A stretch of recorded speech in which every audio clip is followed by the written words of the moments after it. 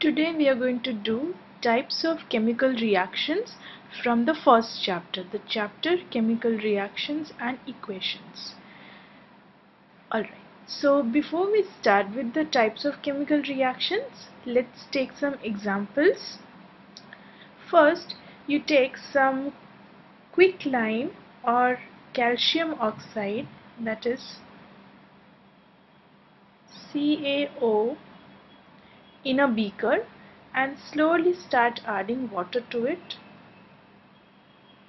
What will you absorb? After some time, try to touch the beaker and see what changes are taking place. You will see a rise in temperature.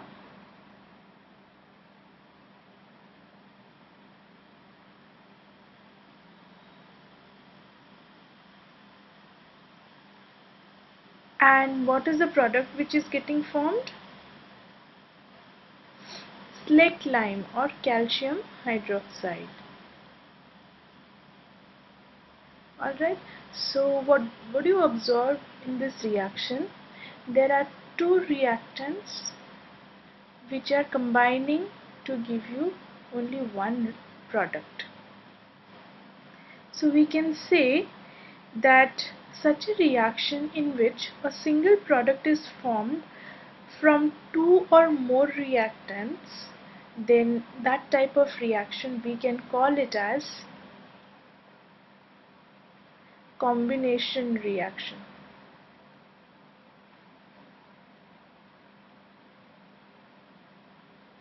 Combination reaction. This is our first type of reaction. Now under this type, let's discuss some more examples. Let's see what all other examples are there. Combination.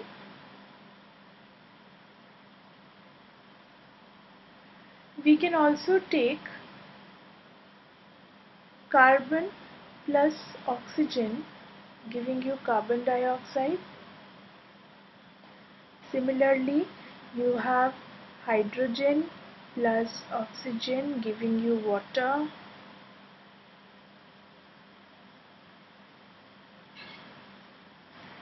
These are all the types of reactions in which you can see that two reactants are combining to give you only one product. Two reactants combining to give you one product. So in any such reaction, when you see two or more reactants are combining to give only one product, that type of reaction you can name it as combination reaction. Alright. Now let's take another type of example in which you take ferrous sulfate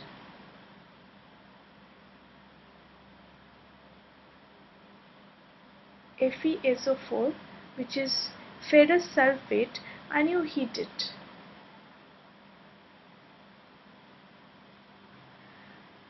Now this ferrous sulfate is greenish blue in color, and when you heat it, after some time you will see that the color of the crystals, ferrous sulfate crystals, that disappears. Then what is produced? We generally get iron oxide plus sulfur dioxide plus sulfur trioxide. These are the products we are getting.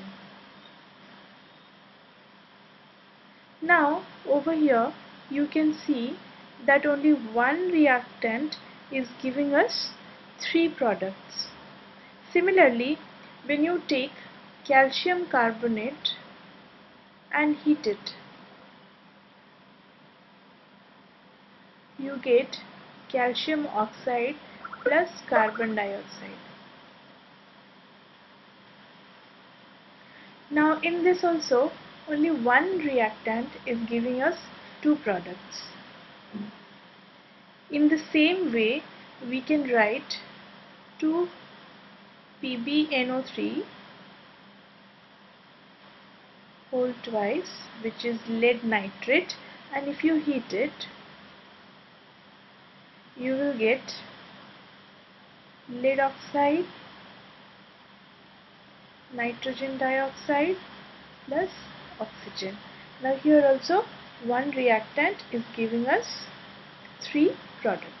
Now all these kind of reactions in which from a single reactant you are getting more than 2 number of products, then that is known as decomposition reaction.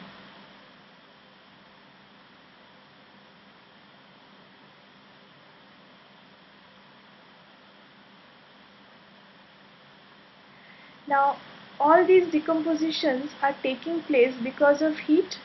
In all these examples that we are seeing, decomposition is taking place due to heat. So we can call it as thermal decomposition. Thermal decomposition reaction.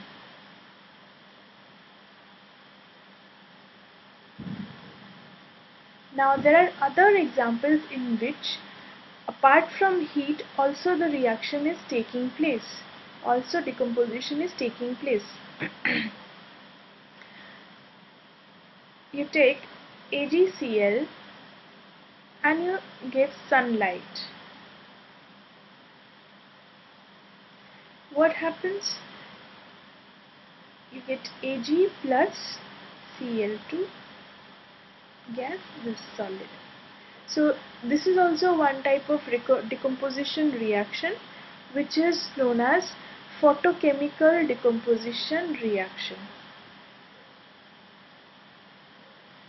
Photochemical.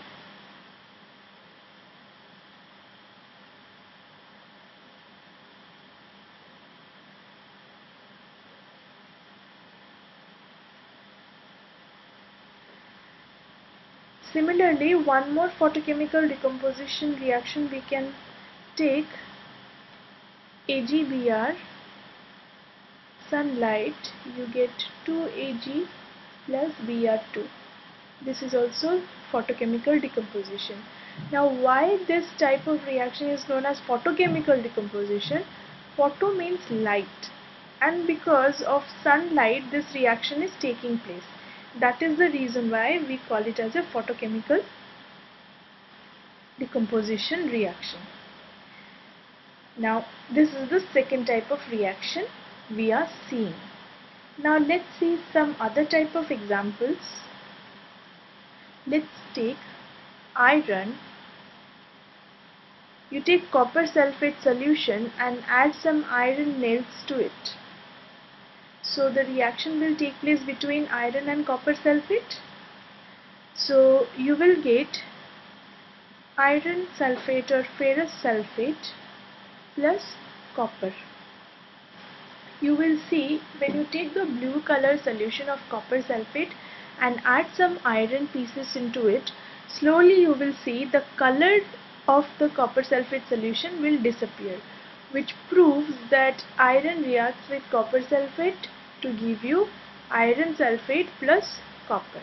So what has happened over here? From the copper sulfate, copper is replaced by iron. You can see here, copper is replaced by iron or displaced by iron. Similarly, if you take zinc plus copper sulfate, then you will get zinc sulfate plus copper. So you can observe from copper sulfate, copper is displaced by zinc. You can take few more examples. Lead plus copper chloride. You will get lead chloride plus copper. Again you can see copper is displaced by lead.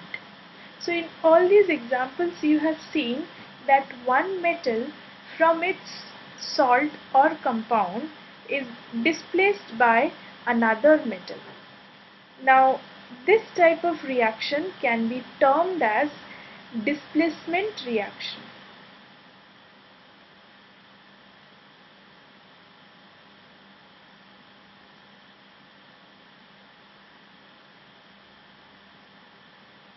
displacement reaction, because one metal from its compound is getting displaced by another metal. Now, which metal can displace which metal? That is a question. So what we can conclude over here, all these in these examples you can see that iron is displacing copper, and we know that iron is more reactive than copper. Now zinc is displacing copper, we know that zinc is more reactive than copper, and lead is also more reactive than copper, that is why it is displacing copper. So we can say that a more reactive element can displace a less reactive element from its compound. If I take copper plus iron sulfate, then if you think that copper sulfate and iron will be formed, then you are wrong. This compound cannot be formed because copper is not capable of displacing iron from its compound, because copper is less reactive than iron. That is the reason why it won't be able to displace it. So we should define the displacement reaction in such a way that by stating like this, that when a more reactive element is displacing a less reactive element from its compound, then that type of reaction is called as displacement reaction. Now there are other types of reactions also.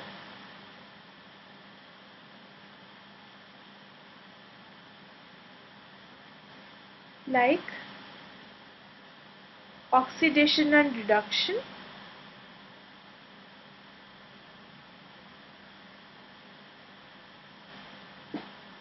we can take some examples on that.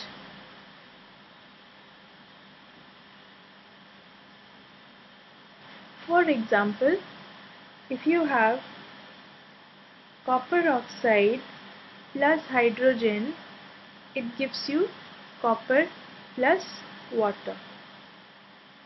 Now always remember how we are going to, first let's define the oxidation and reduction. What is oxidation and what is reduction?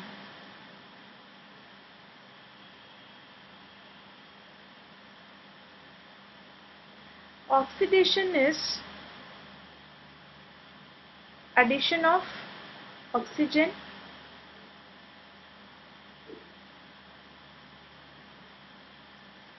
and reduction is addition of hydrogen.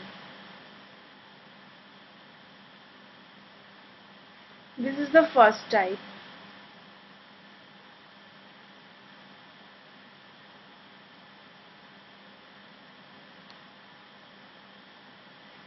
Then next we can say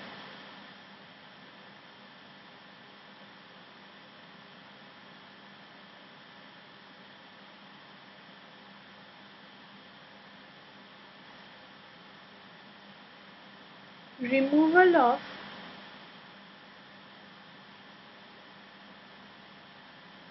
hydrogen,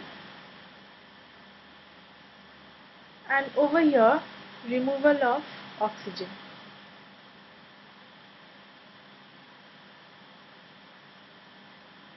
Now based on these two definitions of oxidation and reduction, if you look at the above reaction, then can we say that copper is getting reduced and hydrogen is getting oxidized. Why? Because from copper oxide, oxygen is getting removed. So removal of oxygen is reduction. That is why we say copper oxide is getting reduced, and over here hydrogen was there and oxygen has been added to hydrogen. So addition of oxygen is known as oxidation. That is the reason why we say hydrogen is getting oxidized. So this is the concept of oxidation and reduction. when you add oxygen to any compound, that is getting oxidized, and if you remove hydrogen, that is getting also oxidized. Addition of hydrogen and removal of oxygen is called as reduction. Now you can see that in this particular reaction, oxidation and reduction is taking place simultaneously, which means when oxidation is happening, reduction has to happen on the other side. That is why these kind of reactions are called as redox reactions. Redox reactions. Reduction and oxidation. So redox reactions. So these are the three or four different types of reactions. I'm sorry. Let's list it out. How many types of reactions we have done today? First one is combination. Second one, decomposition.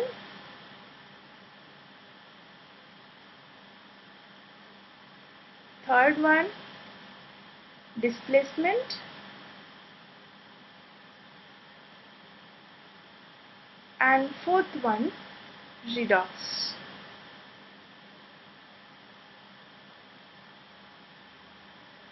I hope you have understood all the types of reactions with the examples. Thank you.